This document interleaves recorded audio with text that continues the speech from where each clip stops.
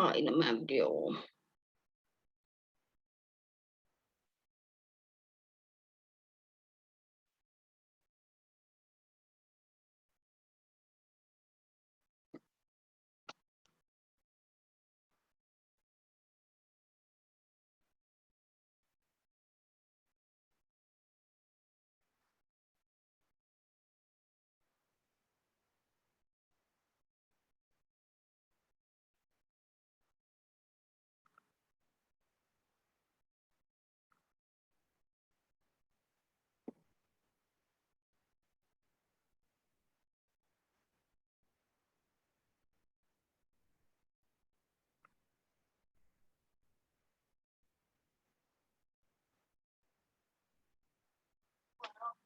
Puedes venir porque no lo puedo. Se borró la aplicación y no puedo compartir, a pesar de que ya cerré la reunión y volví a abrir el documento. ¿Qué tengo que hacer? Porque no tenía el archivo, po. Vente.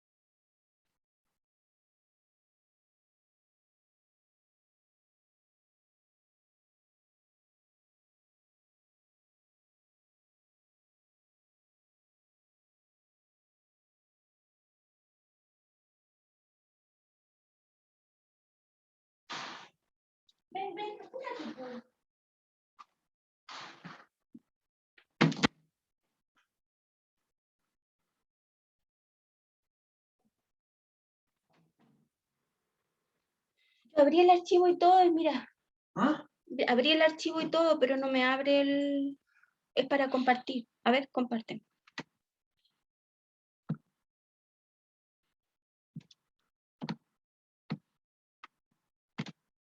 Ah, ahí sí. ¿Y cuál era la presentación? Admítelo.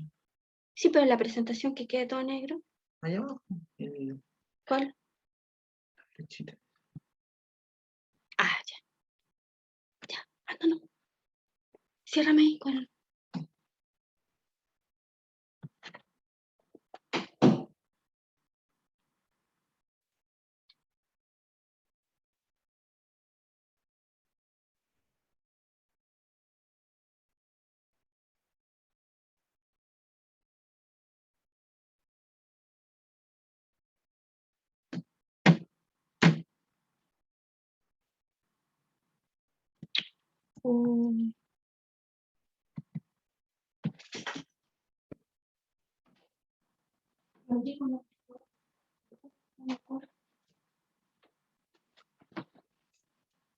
No me corro.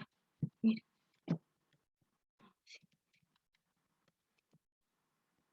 Y le cuesta para entrar. Y el Lalo tampoco está entrando.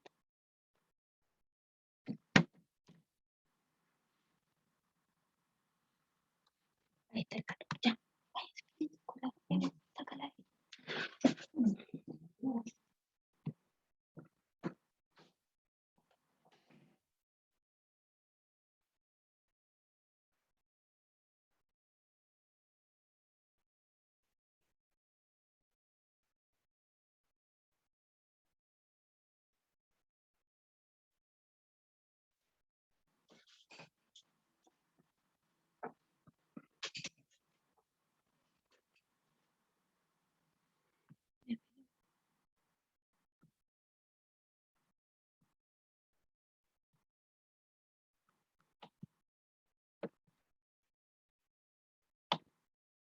Ay, ¿cómo lo voy a achicar? Esto un tema.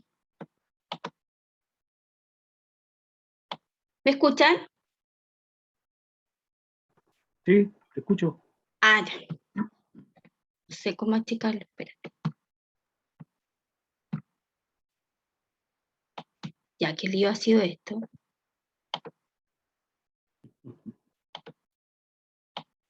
Es que quiero verme, pero no verme tanto.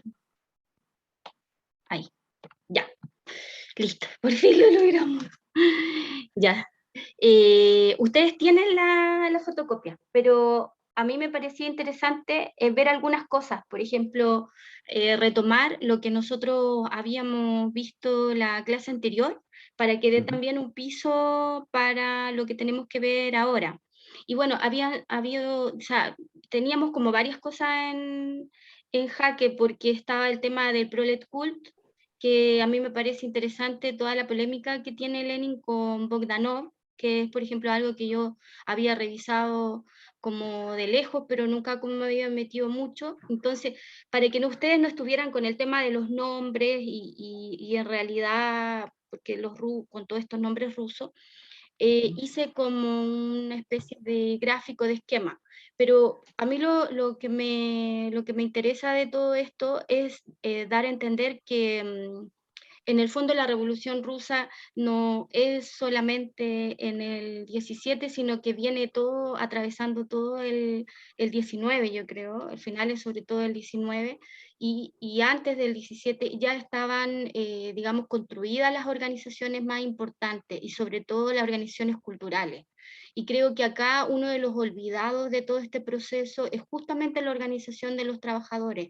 Entonces, y que también no me gustaría hacer lo mismo que han hecho con ellos digamos, en la reproducción un poco de las clases, etc. Y es interesante ver porque es una organización que concentró 84.000 trabajadores, obreros, que ya en 1905 ya estaba ya construida, que había más de 300 organizaciones y que es importante la radicalidad, que solo eran obreros, ¿no? Ellos siempre marcaron la independencia frente al Estado, a pesar de que ellos dependían económicamente del Ministerio de Educación, un Ministerio de Educación que al final lleva adelante Lunacharsky, y después también la esposa de Lenin, y que termina subsumiendo este prolet cult. Es interesante porque al final el Prolet Cult funcionaba con este tema de la alfabetización de adultos, un poco lo que también pasó con Brasil, lo que pasó con Cuba, y en realidad también siempre defendió la libertad del artista. De hecho, Slobodsky, que también ya lo vimos, pero también ahora lo vamos a profundizar, se declaraba futurista, ¿no? Y era nacional, pero también internacional. Por lo tanto, llegó a tener un poder enorme.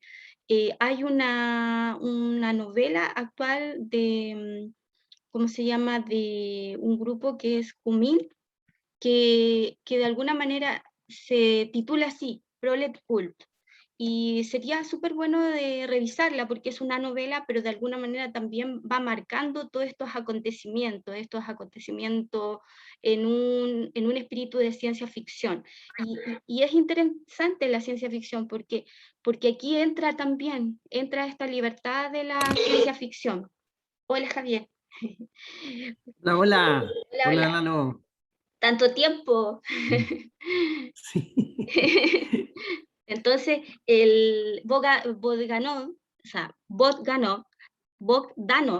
escribió un libro de ciencia ficción que se llamó obviamente Estrella Roja, y un libro que yo no he leído, me gustaría leer, pero a lo que yo voy es que, no sé si me entienden, el principal filósofo que le hace la frente a Lenin y lo enfrenta, y dicen las malas lenguas que lo tuvo como un año leyendo 200 libros, para poder responder el libro del filósofo, ¿no?, del Bogdanov, es este. Y por lo tanto, lo que hay que ver es que en este momento hay un proyecto cultural y hay un debate de ideas. Y que nosotros estamos antes de una guerra civil, en donde tenemos, por un lado, un ejército rojo, pero que también está integrado por los teóricos. También en el ejército rojo también está Slobodsky. hay detenciones, hay asesinatos. Entonces, lo que yo quiero transmitirles es que en el fondo el proceso revolucionario también es un proceso cultural muy fuerte, hay una batalla cultural muy fuerte por algo muy interesante que nosotros igual estamos viviendo hoy día y que se vuelve a repetir, y que Pablo Freire, ¿no? Y que en Cuba también se volvió a repetir, el tema de la educación, el punto de vista de la educación. Alfabetizo a los adultos porque estoy en un país prácticamente con muchos analfabetos, como pasó en el Brasil, ¿no? O yo me voy hacia la vocación de las personas, que es lo que de alguna manera defiende este Ministerio de Educación. Como ustedes pueden ver, Luna Charqui parte en el Prolet Cool y termina como director de este Ministerio de Educación. Yo le llamo así Ministerio de Educación, porque en el fondo es una corporación, de alguna manera, que dependía del Estado y es el que ponía la plata. Ellos ponen el dinero. Por lo tanto, en el año 30 se subsumió el Prolet Cool. Imagínense, son 84.000 personas, 84.000 obreros, 300 organizaciones, o sea, tienen que haber sido mucho más porque eso es lo oficial. Esta organización se subsumió en un Ministerio de Educación, ¿no? Y entonces Lenin señala que en el Prolet Cool lo que hay es burgueses e inútiles. Estas las declaraciones. Revisé el testamento de Lenin y revisé las declaraciones. Y a Lenin lo he leído un poco, no es que no haya leído nada. Entonces, a lo que yo voy es que de alguna manera los tipos tuvieron una organización práctica, concreta, ¿no? Y no pudieron, la independencia no la pudieron hacer una correspondencia con esta política de Estado.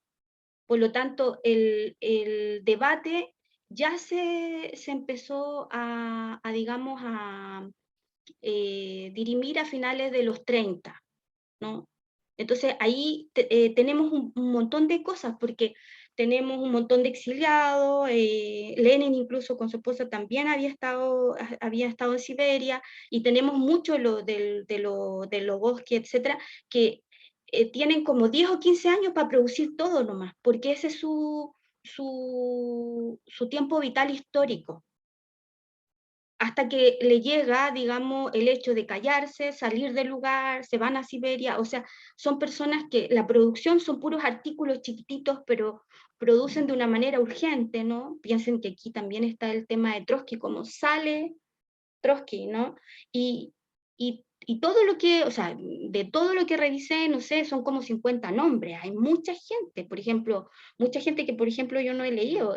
Ahora estoy buscando todos los libros, en este caso de Bogdanov, porque quiero también saber cómo de alguna manera se producen las ideas en ese momento.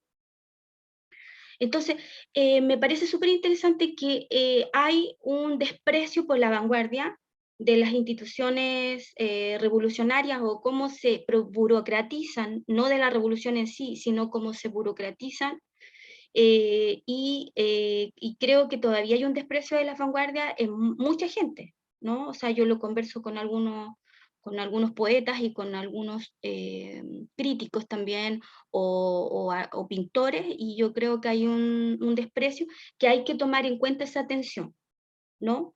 Porque se habló de lo inútil y de lo útil, ¿no? Entonces Trotsky también en Literatura y Revolución, también lo fui a revisar, tenía una visión instrumentalista del arte. Los tipos tienen un proyecto revolucionario, y el problema es cómo yo hago calzar este proyecto artístico-cultural dentro de este proyecto revolucionario. Ese es el gran problema que también tuvo Cuba y todos los que han planteado el proceso revolucionario. Entonces, también es interesante cómo se va moviendo la atención ahí, cómo se va haciendo la atención. Fíjense que aquí en el Prolet Cool y en el Ministerio de Educación ya hubo una dialéctica, ¿no? Ya hubo una tensión, ya hubo un choque de planos. Entonces, el choque de planos institucional también es teórico. A eso es lo que yo voy, ¿me entienden? Acá. ¿Qué es lo que había antes del formalismo? Antes del formalismo es interesante porque está el mecanicismo, el positivismo. El positivismo, yo puedo estar 3, 4 años hablando del positivismo, porque en el positivismo en realidad está relacionado con la ciencia, con el empirismo, ¿no? Con lo que nosotros vimos que había construido Inglaterra, con toda esta construcción sociológica también, ¿no? Que la sociedad depende de la experiencia, en el fondo la humanidad depende de la experiencia y eso tiene que ser ensayo, error, en un concepto muy cientificista. En general, eso es el positivismo. Ahora, hay como 10 tipos de positivismo. No es uno solo. Eso es lo importante. Hay muchas dialécticas. Entonces, a veces cuando alguien dice el positivismo ocupa un concepto amplio, entonces uno tiene que decir, a ver, pero ¿cuál positivismo? ¿Me entienden? Hay un abanico. No es lo mismo en Inglaterra, no es lo mismo cómo se construye en Francia, no es lo mismo. Ahora, pero ¿cuál es la base o el sentido amplio? Es la ciencia. Recuerden que todo era teológico en la Edad Media, y como todo era teológico, no había que establecer evidencia. Entonces todo lo que se aplicaba, ¿no?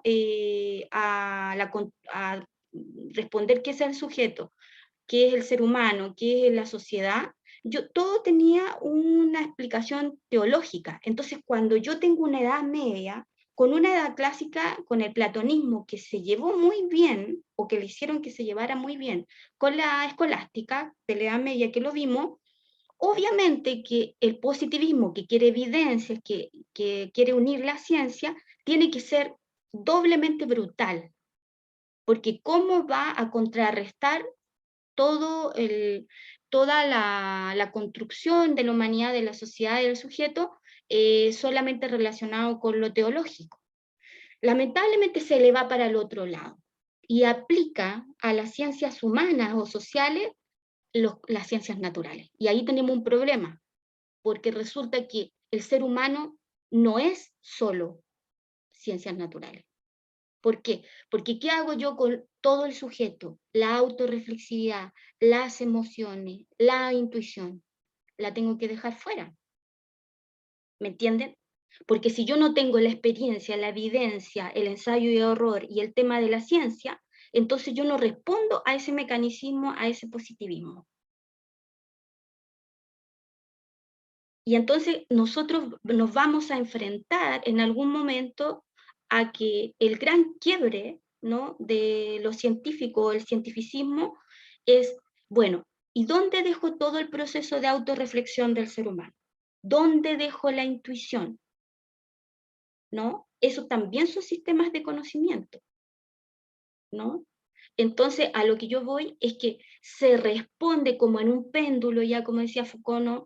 Se responde como en un péndulo y a veces de manera brutal a lo anterior o lo que está en paralelo, ¿no? Se pelea, se disputa. Esto es de tensión, no es una cosa así como miel sobre hojuelas, no.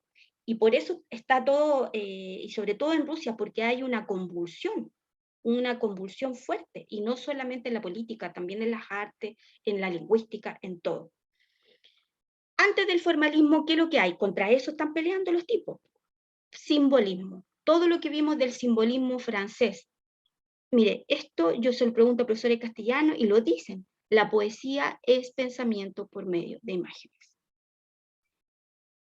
Eso es lo que generaba, que decía hipotemnia, ese es el constructor, ¿no? De alguna manera, el filósofo con el que está peleando Slobodsky, ¿no? Que ahora en otra área, así como Lenin está peleando con Bogdanov, aquí Slobodsky está peleando contra el filósofo de turno, pero en el tema de la filosofía como del lenguaje, de la lingüística, y es hipotemnia. Y están peleando, están disputando ese espacio. Eso es lo que decía Potemkin, ¿no? Y en el arte como artificio, Slobodsky va a partir estableciendo el estado de la cuestión, peleando contra este filósofo. ¿Qué es lo que dice? La poesía es el pensamiento por medio de imagen. Y dirá, ¿por qué no? ¿Por qué no es así? Ahora lo vamos a ver, ¿no? Lo que quiere es decir que la imagen es una sola de las categorías para acceder al arte, pero no es toda. Y el simbolismo, lo que me había dicho, recuerden el modernismo, la crítica que nosotros después vamos a hacer a Rubén Darío, etcétera, y que en algún momento hemos planteado, o el simbolismo francés. No es solo símbolo, Y ahora lo vamos a explicar por qué. ¿Por qué se está peleando contra eso? ¿No? Contra esta fórmula de alguna manera. Y tiene otra cosa, antes del formalismo, el subjetivismo del gusto. El que a mí me guste o no me guste algo, para los formalistas da exactamente lo mismo. Y ahí está toda la crisis con el kantismo, con el neocantismo también, con lo que había establecido el juicio del gusto de Kant. O sea, si a mí me gusta o no me gusta algo, no es una teoría de análisis crítica, porque si no, yo dejo todo al gusto. Y ahí van a poder darse cuenta por qué no se puede dejar todo al gusto. Bien, si ustedes ven, el formalismo para combatir esas tres cosas tiene que estar basado en otro presupuesto epistemológico, en otro presupuesto filosófico. Y yo lo llamaría a construir, que es algo fascinante, toda la dialéctica. Porque la dialéctica, al igual que el positivismo, puedo estar toda mi vida, porque la dialéctica viene de los presocráticos ya, y viene y está en todos los latinoamericanos, en todos lados, está siempre esa dialéctica. Yo creo en esa dialéctica, no creo en que la situación fue cronológica y que se dio una cosa. Por eso que yo digo que la pedagogía siempre es falsa, ¿no? Porque quizás no muestra las tensiones. Lo que tiene que mostrar cualquier clase o cualquier curso son las tensiones, porque para esto no hay respuestas. Si eso es lo interesante de dedicarse a la literatura, o por qué uno se dedica a esto, y no a las matemáticas de alguna manera, o a lo más clásico, por decir así, porque Karina, 2 no es 4, para nosotros. ¿me escuchan? ¿Aló?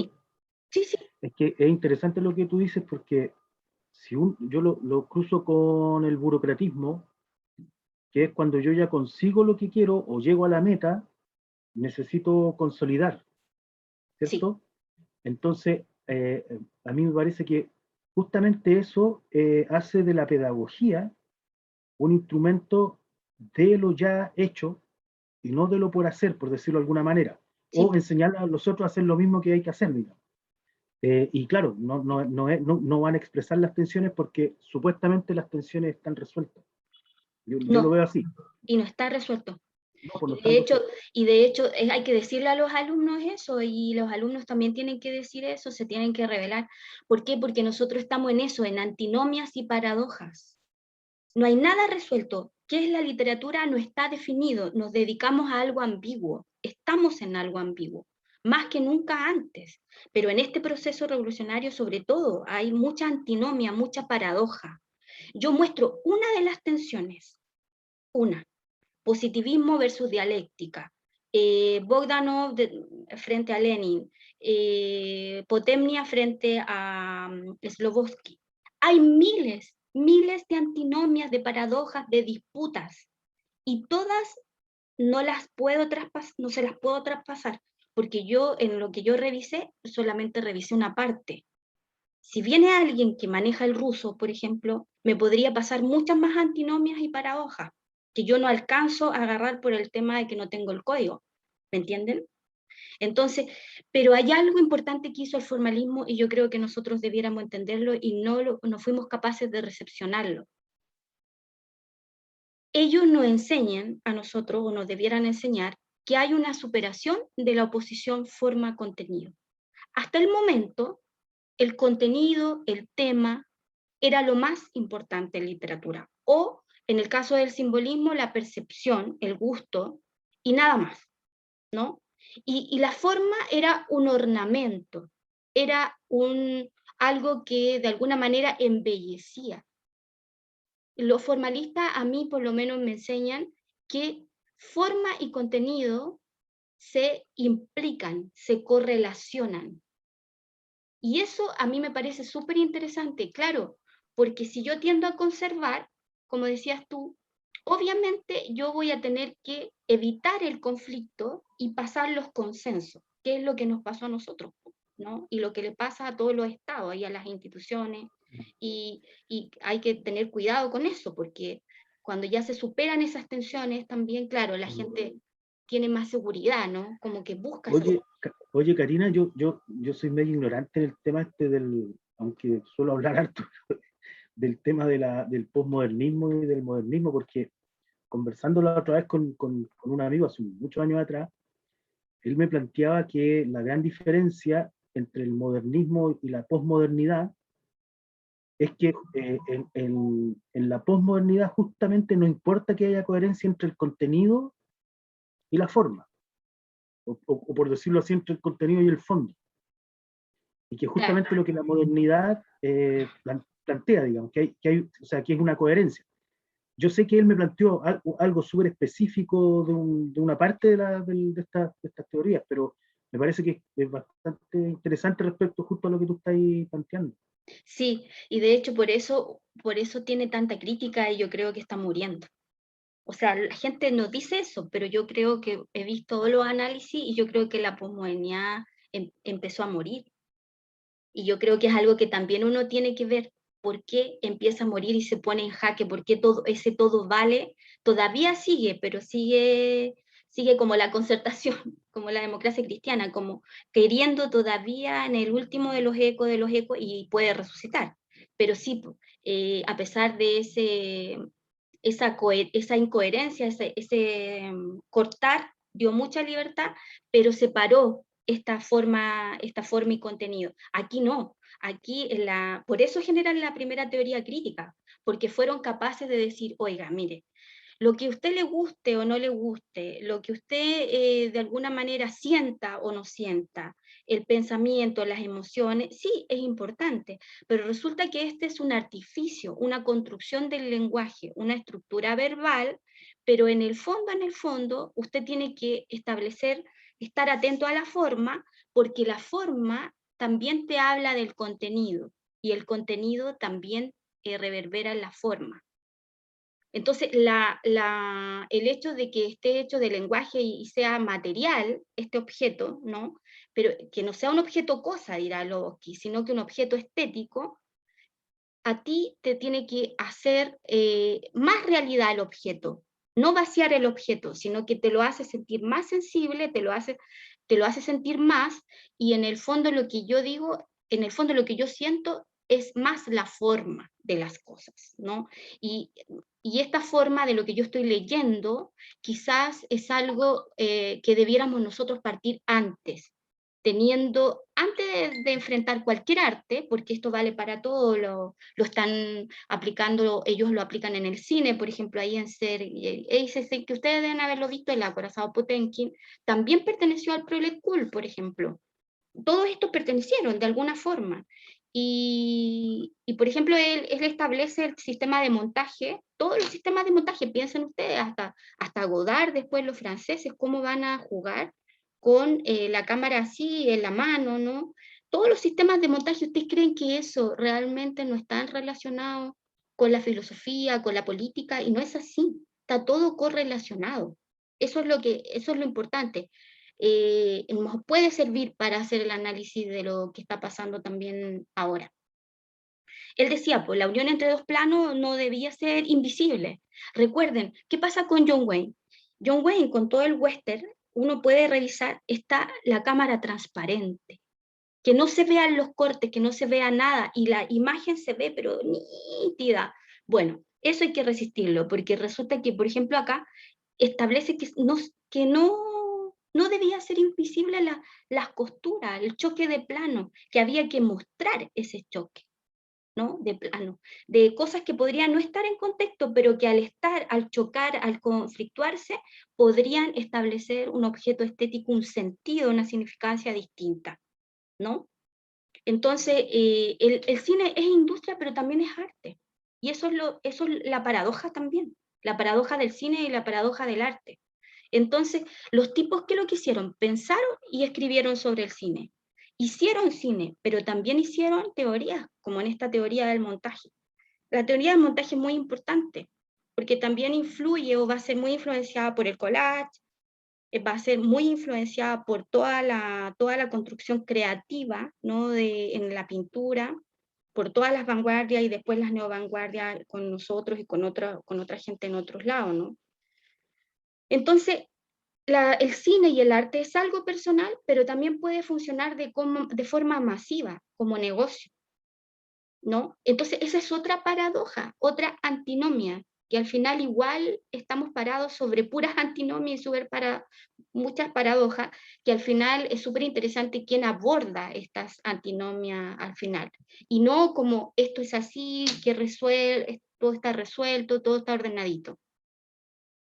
Bien, como ya vimos la vez pasada, ¿no? Slobodsky también como parte de toda esta producción, el principal teórico, el principal teórico crítico literario, y como ustedes ven están en el círculo poético de Moscú, obviamente en el Opojas, que se llamó El arte es artificio, cuando establece eso, esos Borges y toda la construcción contemporánea de la literatura, porque es tomar conciencia de que esto es una forma, esto es una construcción verbal, aquí hay una función constructiva, ¿no? Y eso es ya del 16, ¿me entienden?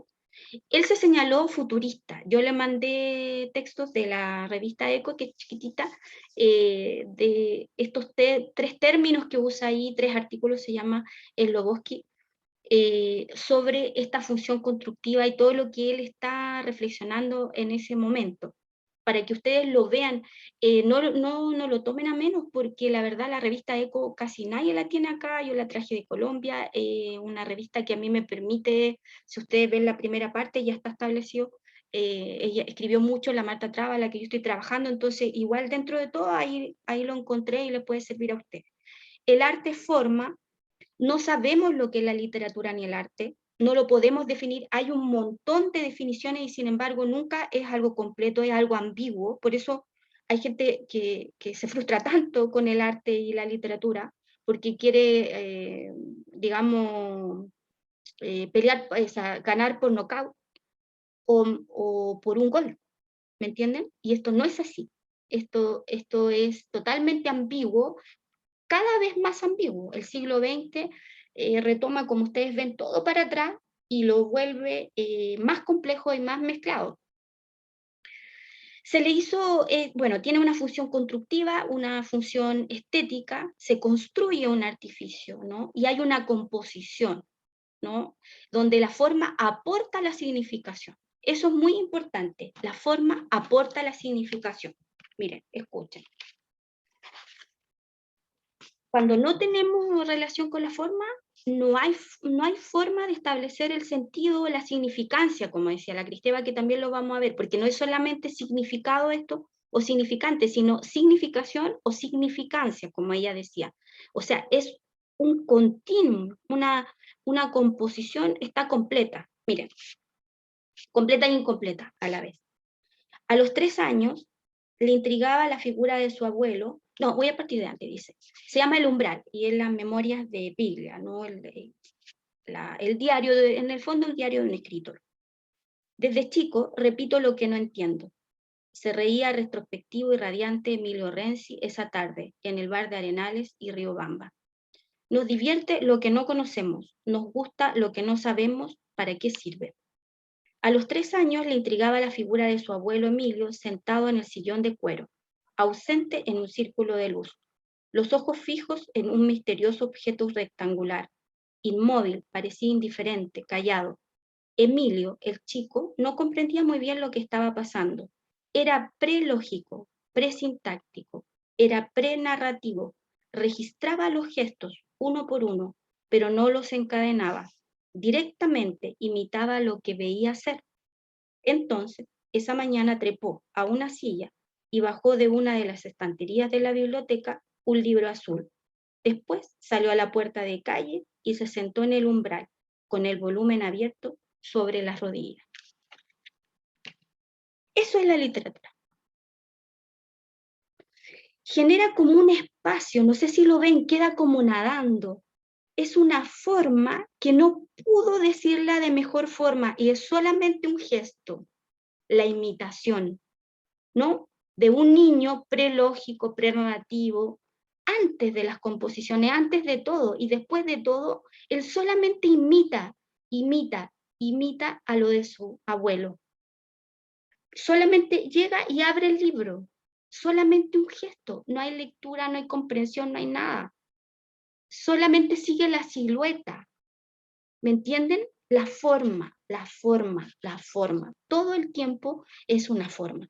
Cuando uno ve y se da cuenta que es como una pompa de jabón, así como al estilo Serrat, o el umbral de Mar, que tiene un texto que se llama El umbral, se enamora de eso, de esa pasión, porque uno dice, chuta, qué manera de decir bien esto, y no de otra manera, y quiere escribir por lo mismo, para imitar, para aproximarse. Y a veces no se escribe, pero se piensa de alguna manera siguiendo este gesto, porque el pensamiento, ¿qué es eso? Yo trato de seguir este esquema, pero en el fondo no, el pensamiento es mucho más importante, mucho más interesante. Lo que yo le estoy transmitiendo ahora es mucho más interesante que este esquematismo, ¿no? Y obviamente es mucho más interesante lo que pasó en Rusia y podríamos haber estado ahí, ¿no? Bueno, entonces, ¿qué se le criticó a esto? El inmanentismo, porque se le dijo, chuta, ustedes están viendo todo dentro del texto, pero ¿qué pasa con la relación con la realidad? ¿No? Pero los tipos te hicieron tomar cuenta de que esta cuestión es una forma, ¿no? Entonces dice, es una forma específica del pensamiento, hay una singularidad, una literariedad, como ya lo vimos, lo que hace que algo sea literatura, no lo sabemos, no lo vamos a saber nunca, lo podemos aproximar, el tipo dijo que era un artificio, y otro dirá otra cosa, etcétera, etcétera, y se sigue diciendo y definiendo, pero estamos en un campo ambiguo, indefinible de paradojas y de antinomias, como es la vida. Por eso es que el arte es así, el arte es lo más real que hay, no hay otra cosa. No hay otra cosa más real que el arte. Eso es lo que yo creo, lo que yo pienso, y los que lo llevamos como adelante o lo defendemos, yo creo que encontramos algo que no encontramos afuera, ¿no? Y les voy a decir un poco lo que a mí me molesta de afuera, un poco por este tema. Bueno, discute con el simbolismo, le baja un valor a la imagen, porque ahí se pelea con los franceses, los rusos. Ahí la gran pelea de los franceses, nosotros recibimos los franceses, por supuesto, en la católica, ¿no? Nosotros recibimos el simbolismo. Yo tomé, digamos, optativos del simbolismo, ¿no? Y ahí también hay una ideología. También hay una ideología y una política. Porque la falta de ideología, es decir, esto no está ideologizado, es la más fuerte de las ideologías. Eso ya lo han probado ya, ¿no? Entonces, el Loboski hablaba del objeto cosa, que es prosaica, que es cotidiana, frente a un objeto estético. Hay procedimientos para que nuestra percepción sea estética. A lo que le interesa al formalismo, ¿cuáles procedimientos entran? ¿No? Entonces no nos interesan las figuras retóricas en sí, sino el procedimiento. La imagen es solamente una de las figuras, no es que ellos eliminen la imagen, saben que la imagen tiene que estar, pero ¿por qué no le gusta la imagen y este simbolismo de fórmula? Porque la paloma, por ejemplo, es libertad, pureza, etc. Pero si yo corro la paloma blanca a distintos lados, va a ser siempre lo mismo. Como los hombres son de Marte, las mujeres de Venus. Es siempre lo mismo. ¿No les aburre a ustedes eso? Que el sol es hombre, la mujer es la luna. A mí me aburre. Es aburrido eso. ¿Por qué? Porque esa es la correspondencia entre el objeto y el concepto. Y lo que es correspondencia no tiene conflicto.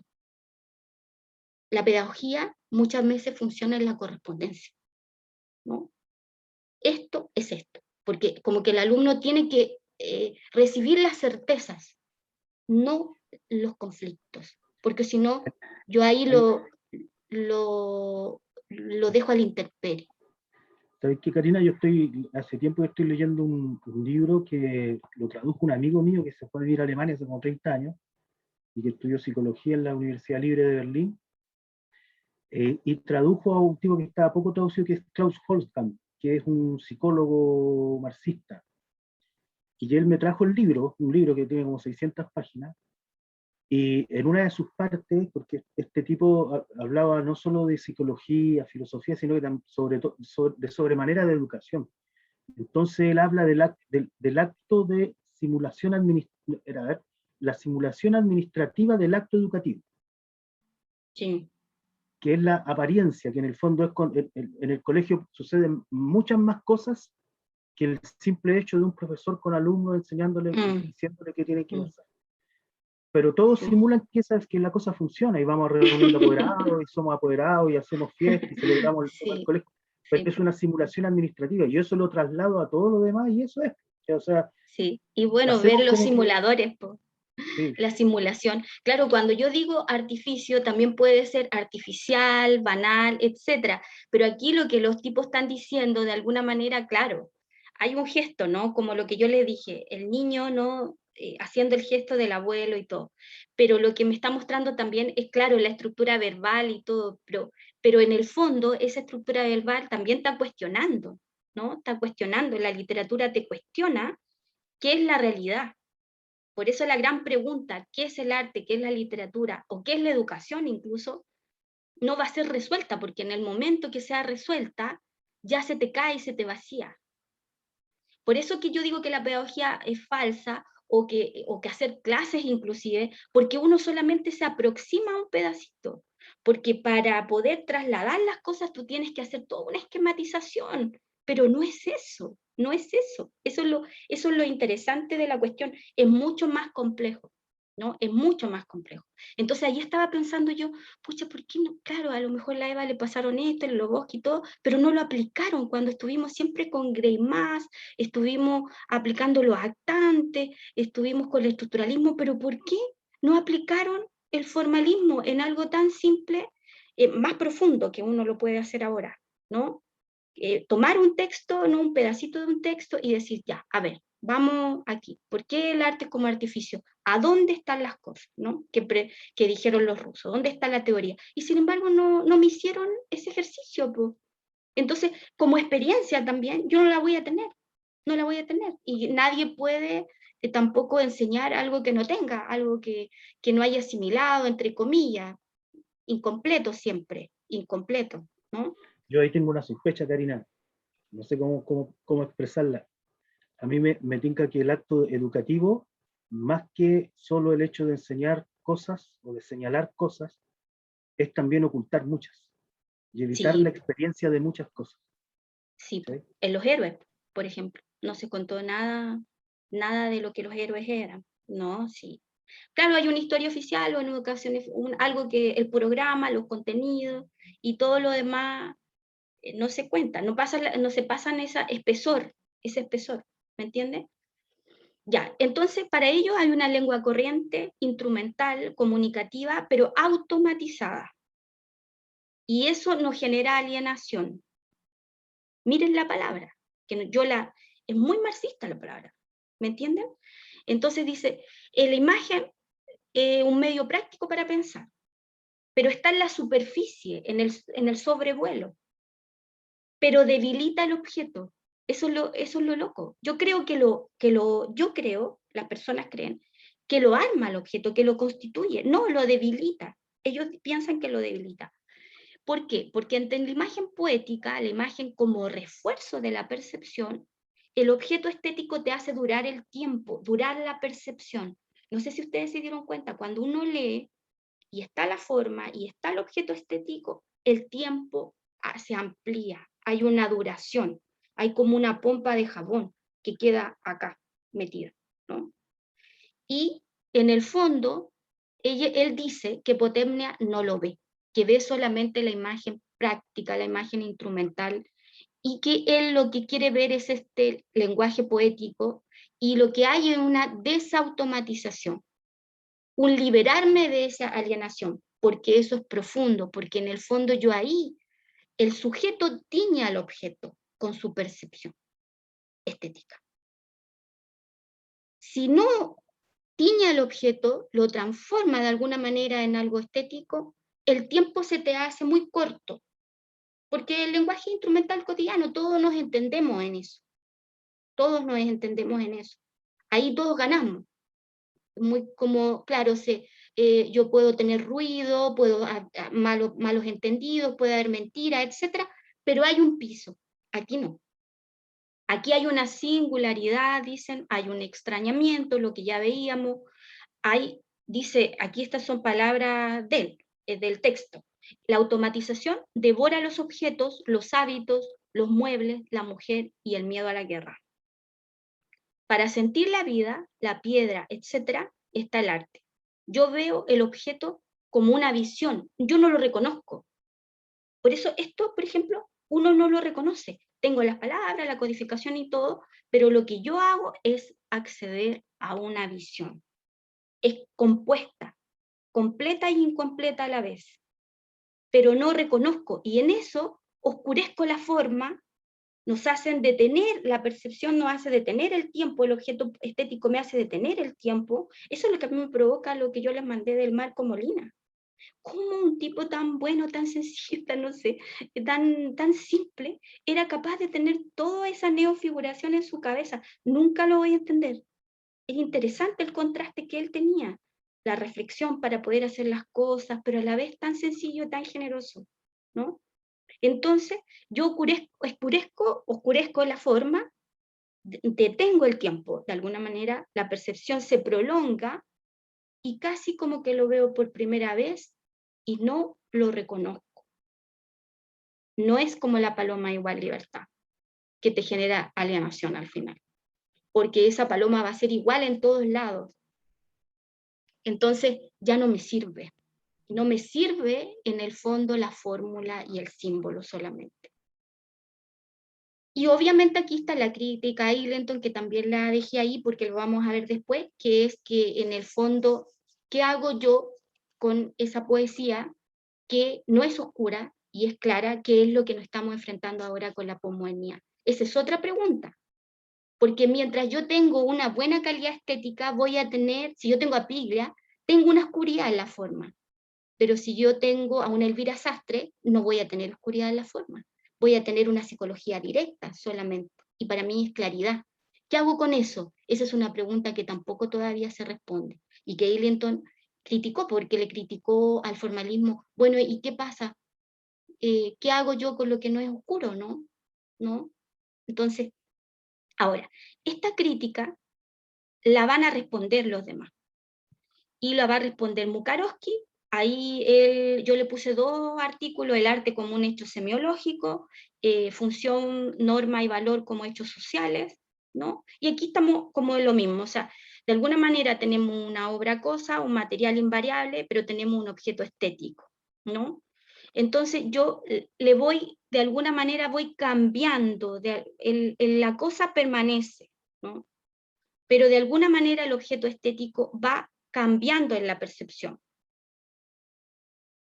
Mukarovsky cree en una esfera estética y una esfera extraestética. Eso es interesante, la esfera, porque después esto repercutirá.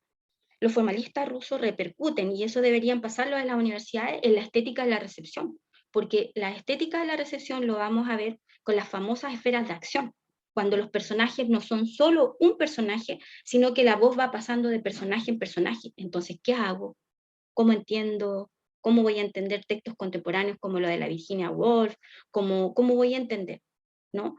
Solamente con estas esferas de acción, ¿no? Donde el personaje no solamente se agota en una persona, sino que se va agarrando a otra, a otra, a otra, a otra, o a otros personajes, digamos. Y hay voces, o sea, las novelas polifónicas.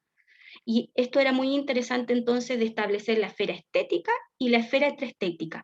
Otra dialéctica, ¿por qué? Porque hay una interconexión, no hay límites precisos, también es difuso. ¿Quién dice que es estético y que es extraestético? ¿No? Entonces la gran respuesta que los rusos que trataron de dar es qué es lo literario, lo artístico, pero al final le pusieron, como se agarraron también y pudieron establecer esta crítica, la recibieron, ¿no? Esta crítica de que no había relación con el contexto, entonces le colocan el tema del corte sociológico. ¿Para qué? Para romper con ese inmanentismo, de alguna manera, superar el inmanentismo del primer formalismo ruso. Entonces, a lo que yo voy, bueno, esto es del Círculo de Praga, son los checos, ¿no?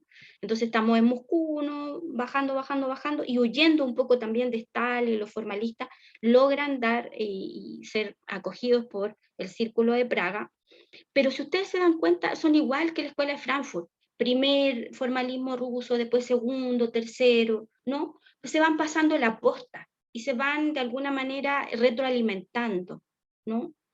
Son antinómicos, se opone, hay debate de ideas, pero no se eliminan unos a otros, sino que en el fondo también van estableciendo que esto es complejo. Entonces, de distintas aristas se construye, de alguna manera se va construyendo, y son aproximaciones también. La pregunta entonces es que hay una función estética, que no es esa función instrumental del lenguaje, que es de alguna manera la que nosotros tenemos más sabida, ¿no? Y esta función estética produce todo lo que veníamos diciendo, pero también hay una norma que me hace saber qué es arte y qué no. Algo que los formalistas, y también puede ser criticado, no es un juicio de valor, no es la calidad, como lo que uno le está diciendo, ¿no?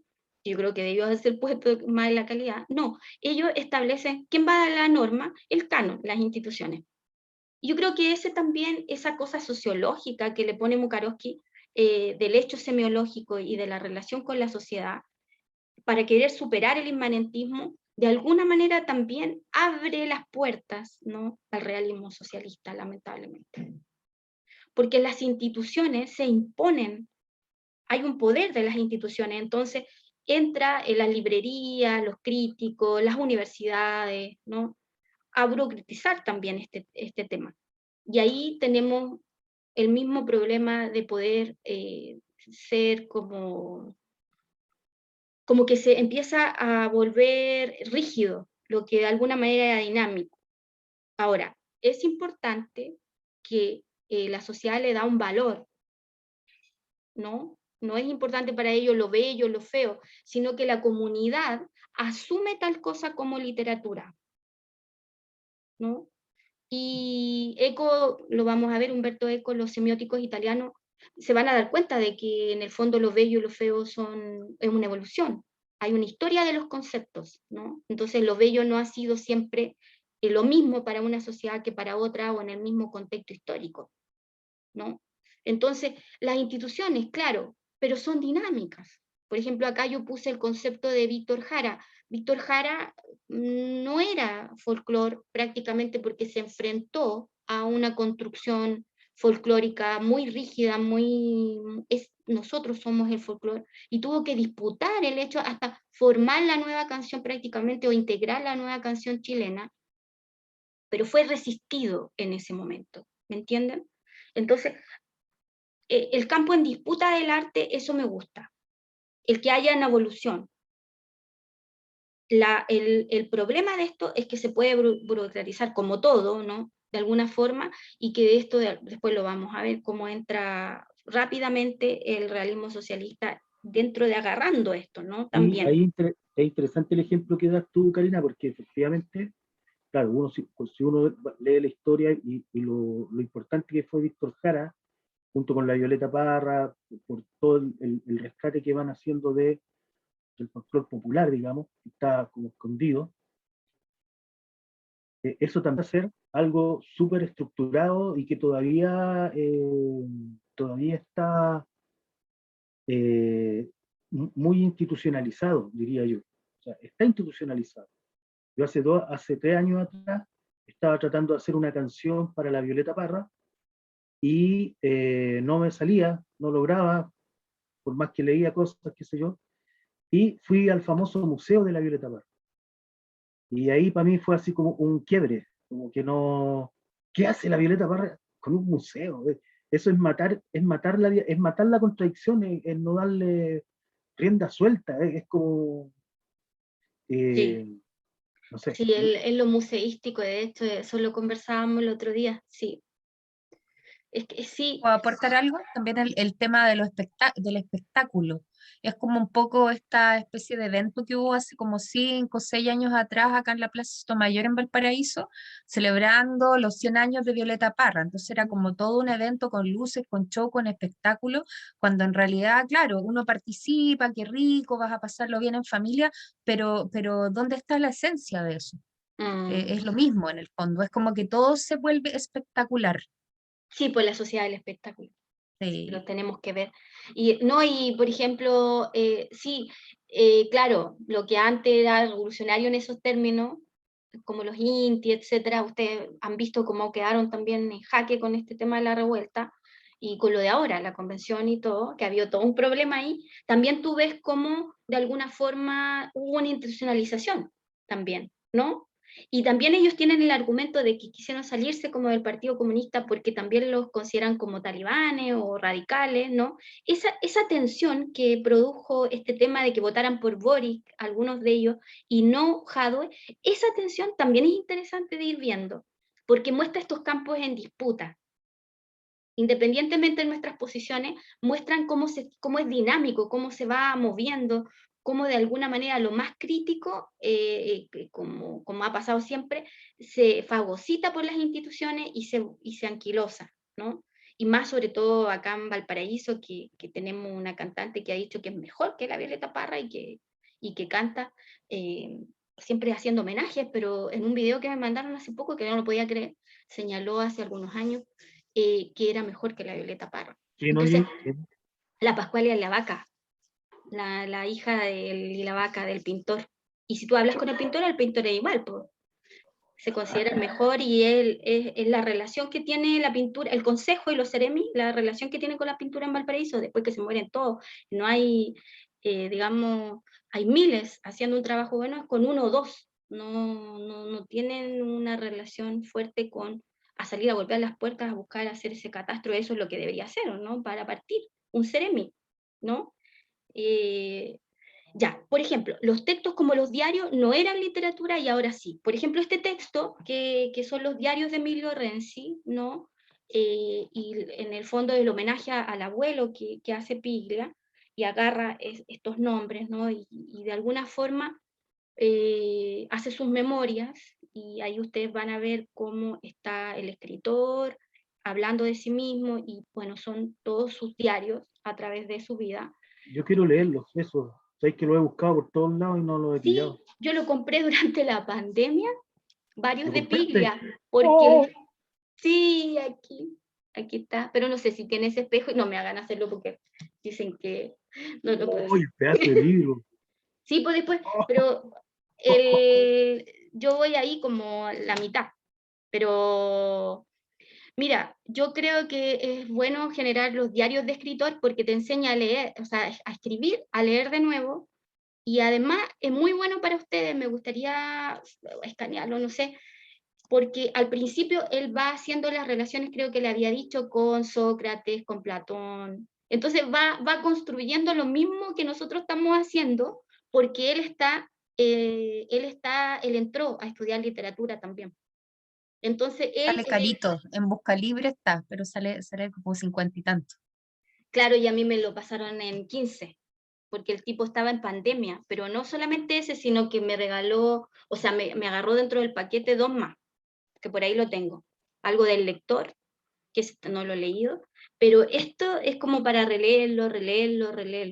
Entonces, claro, como él en la pandemia, pucha, lamentablemente casi todos vendieron sus libros de Santiago, fue terrible. Porque yo le decía al Rodrigo, uy, la gente se va a empezar a deshacer de los libros, y justamente en los metros, la gente con mucho miedo te entregaba los libros, te los vendía, ¿cachai? Y lo de Piglia yo nunca lo había podido comprar si no hubiera sido por eso, porque en realidad son carísimos, incluso en Argentina. Entonces y el Rodrigo dijo, pero ¿cuánto? ¿Y cuánto te cobra con 15? Pero son en los diarios más 2 más. Ah, no, tenéis que comprarlo nomás. Y fuimos así, pero totalmente, fue una locura en esa compra, ¿cachai? Porque Mira, además el tipo adoraba la literatura, así que nos quedamos entre 18 y conversando. 32, pero a eso le tienes que poner el gasto de envío. En Imagínate. buscalibre.com creo que es la página, si no me equivoco. ¿Podéis mandar el link, Sí, te lo Eva? mando. Sí, Porque lo compro al sí. tiro. Oye, y lo otro Y con que 10 sería lucas más que me escanearlo manden de alguien a para que me poco lo y lo lea. vamos leyendo, pues. Escanearlo de a poco igual es, bueno, igual no es como tenerlo y todo, pero igual ahí se puede hacer algo. Que lata tener algo que los demás no tengan, a mí nunca me gustó. Eso quizá me hace sentir culpable. Bueno, ya, es un lío. Los diarios no eran literatura, pero ahora sí. Y entonces cambia la norma, cambia el canon, un poco lo que de alguna manera siempre el Gabriel canon, ¿no? Siempre nos recuerda. La colectividad, ¿no? La conciencia colectiva, porque en el fondo Mukarovsky nunca nos habla mucho del lector individual, sino que la conciencia colectiva. Si se dan cuenta, todo es dialéctica, todo va hacia el marxismo, todo está siendo mirado desde ahí, no es que una cosa ande por el otro lado, no, sino que de alguna manera este tipo integró, y muchos de ellos integraron el Ejército Rojo de Trotsky, combatieron en esa guerra civil que hubo del 18 al 21 con el movimiento blanco. Hay un movimiento blanco que estuve revisando, justamente que eran prozaristas. O sea, imagínense, una locura, en realidad no, una revolución y dentro de eso una guerra civil, o sea, tener todo en unos cuantos años. Bueno, uno no lo ve ahí, imagínense estarlo viviendo. Bueno, ¿qué hace Tiananov en este tema del arte como un hecho semiológico? Y ya con esto vamos terminando. Genera algo súper importante el 27, sobre la evolución literaria. O sea, sigue reforzando lo de Mukarovsky. Se dan cuenta como que dentro de la misma escuela están superándose a sí mismos, por decir así. Porque reconocieron la crítica y dijeron, no, pues esta cuestión no puede ser. Entonces, hay una limitación acá. Bueno, veamos la evolución literaria. Importante, se trabaja con algo que se mueve. La literatura y el arte se mueve, es indefinido, ambiguo, como dijimos. Entonces, es mucho más difícil como de definir, de tener definiciones ya acabadas de las cosas. Es mucho más difícil establecer teoría, y por eso yo creo que a la teoría crítica literaria le costó tanto llegar, y además cuando se hizo nadie la tomó en cuenta generalmente, y sobre todo a ellos no tomaron en cuenta. Los detractores le pusieron formalismo ruso, así como los detractores le ponen impresionismo al impresionismo, que es la primera vanguardia artística. Los detractores siempre vienen y ponen todo lo contrario de lo que realmente ellos quisieron llevar adelante. ¿Por qué? Yo el otro día, una vez, digamos, escuché a Spinetta, que en una canción que se llama, se me olvida el nombre, pero habla de Muchacha Ojos de Papel, que ustedes la deben haber escuchado. El El tipo grupo le hace Almendra. esa, y le hacen una entrevista, creo que haberlo dicho, y él hace la crítica, y le hace una crítica feminista a su propia canción. Entonces lo encontré genial porque, y se hace parte de esa crítica, y de alguna manera con su reflexión está, bueno, demostrando su gran generosidad, que está reflexionando, que está pensando, y que el arte y el objeto estético de alguna manera también están cruzados por estas otras interpretaciones, porque va cambiando el mundo, y entonces hay arte que se vuelve más vigente, o que es expulsado de esta esfera estética y pasa a ser estética, y hay arte que era extraestético, como los diarios, como las cartas, y que pasan a ser de la esfera estética. Entonces, ese movimiento es lo que a los formalistas rusos les gusta. Y por lo tanto, es muy importante hablar de la evolución literaria, del dinamismo, y algo muy importante, aparte de las funciones que ya vimos, las series. Esto es muy importante porque la serie es tomado de esta sociología de principios del siglo XX. La literatura, en el fondo hay una historia de la literatura, y la literatura funciona como un sistema, ¿no? Deja de lado la valoración, ¿no? La estigmatización, me gustó o no me gustó, porque eso era lo único que se podía decir, me gustó o no me gustó, ¿no? Pero vamos a los argumentos, como que no era un argumento crítico ese. Y obviamente entra en jaque con la noción de tradición. Entonces dice, la literatura es un sistema armado con una función constructiva donde todos los elementos se correlacionan, donde hay una composición. Aquí yo puse La pieza oscura de Lin, me gustaría que la leyeran, ahora por tiempo quizás no alcanzamos, pero aparte que es muy larga, pero yo creo que es una lección de función constructiva, ¿no? O sea, yo puedo establecer la función constructiva ahí en La pieza oscura.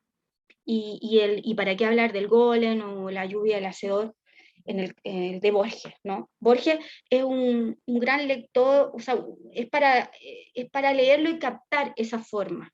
Y yo creo que los argentinos también, en este caso Piglia, Benedetto, ¿no? Gonzama, Saer, ¿no? Toda esa construcción argentina, por lo menos a mí, me fascina, porque de alguna manera te hace tomar como el poder de como que tú sientes esta función constructiva del lenguaje. Aquí hay algo muy importante que lo dirán todos los teóricos más adelante, que es la serie histórica, porque es parte de la forma. yo no me puedo deshacer de de la serie histórica. No necesariamente yo tengo que hablar del tema histórico, eso es lo que se criticó de la generación del 50, por ejemplo, nuestra. O sea, ¿quién puede decir que Donoso se deshizo de la serie histórica? ¿Por qué? Porque no habló de en ese momento Videla o no habló de lo que estaba pasando afuera. Él con el obsceno pájaro de la noche permea, hace suya la historia y establece la decadencia de su propia clase, ¿no? Y además establece los grandes personajes que nos van a o sea, nos van a llegar hasta ahora. El Peñalosa, el tema del mayordomo, el subordinado, el imbunche. Entonces, en el obsceno pájaro de la noche, ¿qué es lo que hay? Hay toda la construcción de Chile. Si alguien quiere acceder a la historia de Chile, lea por favor literatura. ¿Me entienden? No solamente lea historia. Y ahí está la deficiencia de la historia, de los profes de historia. Si pudieran aprender mucho de historia, si leyeran la literatura.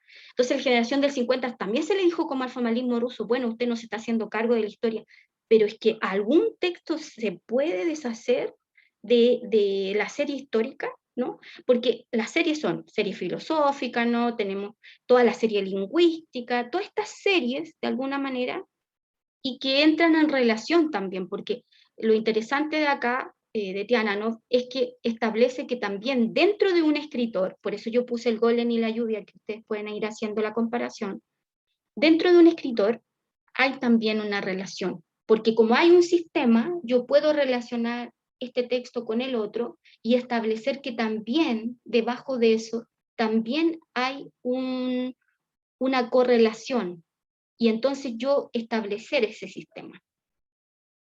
Y eso es una locura, porque cuando uno lo logra ver, ¿no? Entonces, por ejemplo, en el Golem Bagger, la gran pregunta que en algún momento nosotros vimos, está todo el Nilo en la palabra Nilo, y ahí está todo lo que nosotros vimos en el Cratilo, ¿no? Toda la pregunta, ¿no? La pregunta por la palabra, ¿no? ¿La cosa está dentro de la palabra o no? ¿No? Y eso se resuelve en el diálogo de Platón, o por lo menos ahí no se resuelve, sino que están las respuestas, entre comillas, incompletas. Bueno, en la lluvia también habrá todo el color rojo estará en el color. La pregunta no es así, no es literal, pero hay una forma que me está preguntando, es la misma pregunta, por eso que Borges dialoga principalmente con la serie filosófica. Porque y más que como meta literario, ¿no? Que pone en jaque las citas, las autorías, el tema de la filosofía, ¿no? Las preguntas principales están en su poética.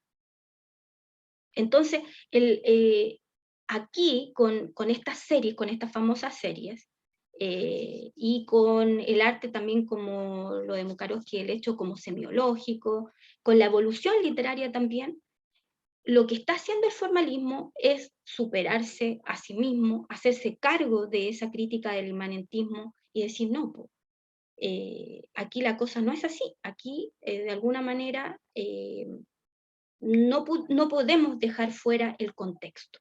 Bueno, después la gente dirá, y lo vamos a ver también, los teóricos dirán el contexto del texto. El contexto es tan importante como el texto.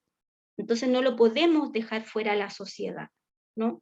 Es la sociedad la que produce la pieza oscura. Es Céline, el de la pieza oscura, de ese poemario, el que está tensionado por una sociedad y que está siendo capaz de construir. Es la misma construcción, por eso que quiero que lo vean, porque es el mismo gesto de Piglia.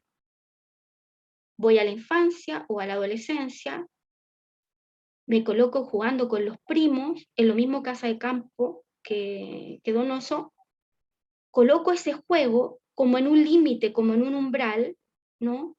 De crecimiento, pero también de nacer al amor y al tacto, ¿no? Al erotismo de alguna manera que va creciendo en ese niño, ese juego que es perverso también, que es una contrechura, que en el fondo es una pieza oscura, ¿no? Como es la literatura, como es la vida.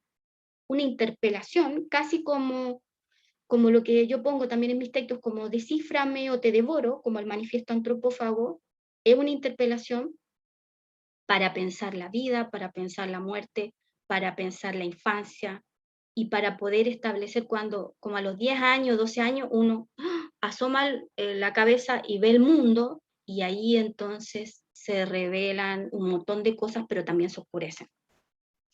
¿Me entiendes? Entonces, para mí está todo ahí, todo ahí. Entonces, creo que es súper interesante acceder a esa forma, porque después eso me deja pensando, lo voy a llevar hasta mi muerte. Todas esas visiones, yo las voy a llevar hasta mi muerte. Eso va a ser lo único que uno piensa hasta el final, ¿no? Que las únicas especulaciones o las únicas visiones que uno lleve hasta el final, con todo lo que implica, ¿no? Y eso es lo que hace acá en este diario, que en el fondo no es solamente un estudiante entrando a literatura, no es solamente su vida, sus cambios de casa, no. Él pone las materias, los debates que tiene, los congresos al que asiste, las reflexiones cuando conoce a alguien, todo, de alguna forma, pero de una manera literaria. Y entonces nosotros lo recibimos con esa intención literaria, ¿no? Ya lo recibimos, porque ya hubo una construcción del diario hasta ahora, ¿no? Entonces eso me parece súper interesante, el dinamismo que muestra todo esto, que todo va en cambio, todo va, eh, esto también se echó abajo, se criticó, también fue una apuesta y también se impuso, entre comillas, o ha sido rescatado en los últimos 20, 30 años, ¿no? De alguna manera nosotros también lo estamos igual intentando rescatarlo acá. Eso me debo haber pasado, pero era importante. Sí. O sea, con toda la Poquito, cuestión técnica. Sí. no tanto rato. No, a mí me recordó Cortázar, mucho Cortázar, sobre todo esto que hablaste tú de esta función constructiva de la desautomatización del lenguaje. Yo un tiempo estuve como leyendo harto de Cortázar y era eso, como volver a fijarse que el lenguaje no solamente cumple una función utilitaria, sino que al mismo tiempo era como generar algo totalmente nuevo. Yo cuando estaba en el liceo me tiraba así una voladas, digo yo, con las clases de literatura, que en ese momento, no sé, se me permitió. ¿Ah? Yo me aprovecho mucho de repente de estos resquicios legales, entre comillas, cuando no me supervisan, hago cosas muy entretenidas. Entonces, ahí me acuerdo que trabajé con historia de cronopios y fama, y era como claro, súper interesante para las alumnas, sobre todo en ese tiempo, puras mujeres, entonces había ahí una cosa bien entretenida también de ir descubriendo cómo hacer las cosas de forma distinta. Y lo tomamos con teatro, hicimos hartas cosas como bien simpáticas que me vinieron a la mente porque empecé a buscar unas cintas de VHS, de videos, cosas que yo había grabado en ese tiempo, te estoy hablando del año 2000, 2001, por ahí, que cuando ni siquiera todavía se pensaba grabar las clases, yo me había comprado una cámara para filmarle los conciertos de música a mi marido, porque tenía un grupo de rock en esa época mi esposo. Entonces yo andaba con la cámara ahí filmando los conciertos y me la llevaba a la clase y ahí empezamos a hacer esas cosas como bien innovadoras también. Pues entonces han pasado cuánto ya como 20 años y encontrarme hace poco con eso fue como, oh, las cosas que yo hacía y ahora estoy enseñando PDT, ABCD. Me dio risa. Sí, pero eso creativo uno nunca lo olvida, ni hay que volver No, siempre a eso, sí. retomarlo. Yo creo que es como uno de los Mm, registros más interesantes, esa creatividad. O sea, yo de creo que todas maneras. igual es alienante, los tipos no Mm, se equivocaron en muchas cosas de las que vieron acá. sí, Por ejemplo, la alienación. O sea, yo mm, la veo en mí misma, en los sí, demás, ¿cachai? En los trabajos también, ¿cachai? Por ejemplo, el atender en un comercio, como que ahora he ido viendo y como que todo, claro, siempre fue igual, po. Entonces, mm, eh, pero eso también puse yo en el Facebook, como trabajar lentamente, como que todo es tan sí. productivo, tan rápido, tan para resultado, y sin embargo para esto se necesita trabajar lentamente.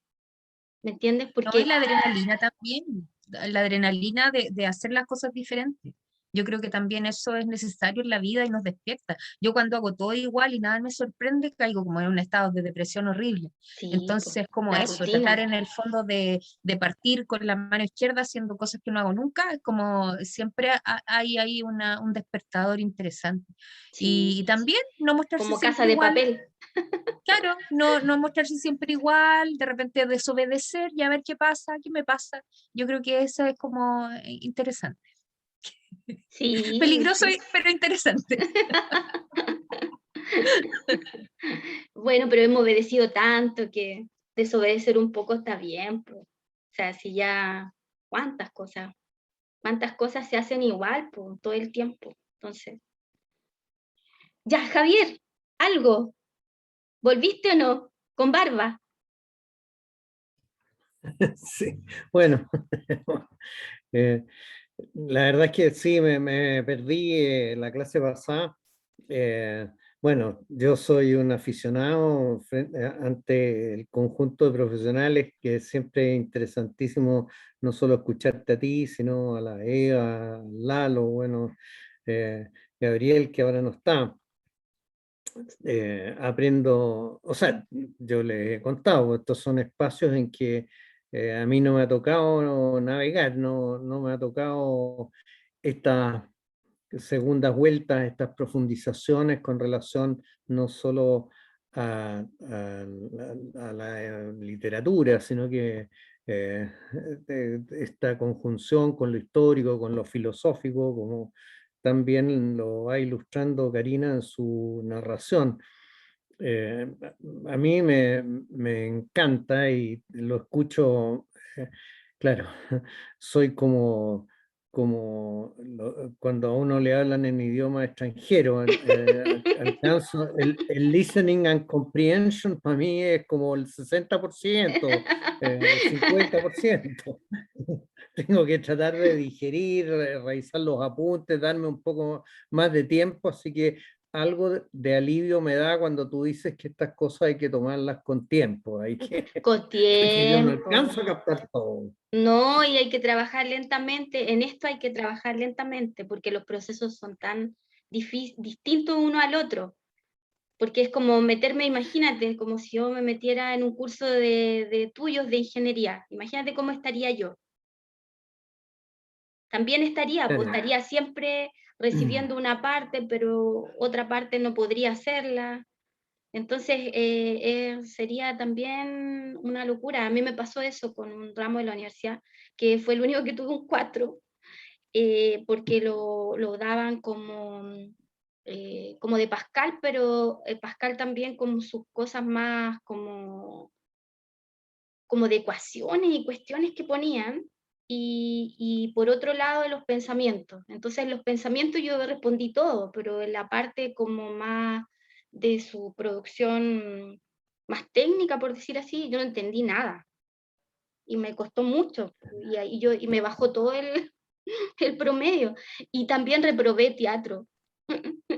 Entonces cuando yo veo, yo tengo claro las limitaciones, como que yo digo, ya, esto, y nadie tomaba esa cuestión, pues nadie tomaba esas cosas que fue como que lo hicieron Godofredo y Yomi, pero casi todos entraron, casi todos ingenieros. Entonces eran pocas las personas de literatura y vivo tipo en la parte, pero yo aprendí un montón de los pensamientos de Pascal y todo, y claro, porque siempre me ha gustado las matemáticas, las ciencias, toda esa relación me gusta, pero como no tengo la especialidad, me encantaría entender más, pero no llego, por más que doy vuelta, claro, pero me gusta ver, por ejemplo, cuando tengo gente conocida que me muestren las integrales, que me muestren las ecuaciones, me gusta verlas, porque yo creo que igual estoy como bien influenciada por este tema de las formas.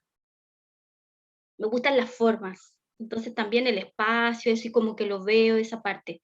Y yo creo que eso también te ayuda un poco, pero ahí uno queda corto. Entonces, es lógico que hay ciertas cosas. Entonces yo creo que también los apuntes, los textos que le mandé, no son difíciles. Sí.